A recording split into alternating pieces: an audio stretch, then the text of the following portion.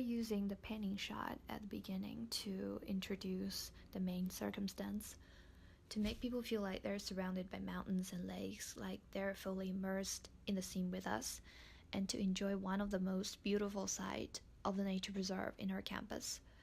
We're setting the basic tone of a peaceful, quiet, and the unmixed connection between people and nature, and we put it at first to guide people's attention to the work of nature untouched by human, and then we move on to the greenhouse built by man to see what people have done to try to preserve it.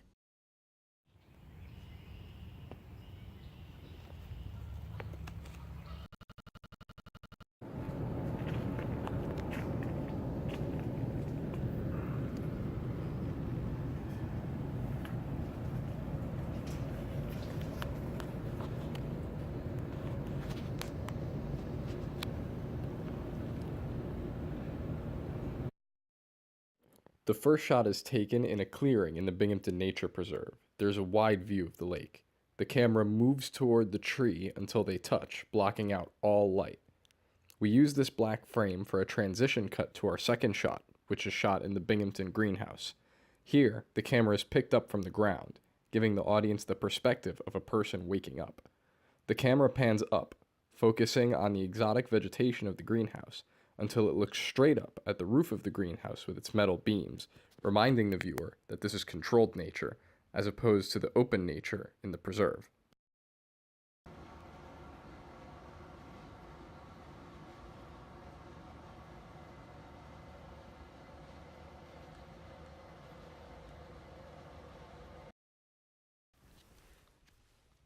This shot began with a close-up of the fake flower that dances in the sunlight.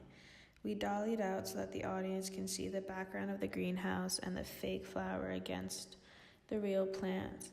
We shot this with an iPhone, keeping the flower towards the right end of the shot. Close up, the flower is blurred, and as the camera moves back, it comes into focus. As the camera keeps going back, the background begins to focus and the flower becomes less sharp. We liked this shot because it was an artificial flower against the real plants in the greenhouse.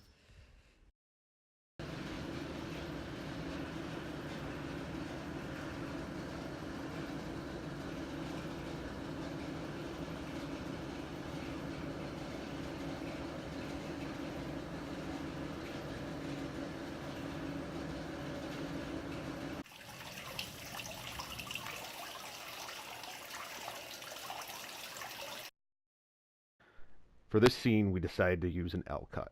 The scene starts by zooming out and panning between different pieces of foliage with a low hum in the background. The scene then shifts to a fountain that is loudly pouring water into a pond. The shift between the sound in these two scenes makes this ideal for an L cut. As a result, the sound from the second shot starts before the first shot is complete.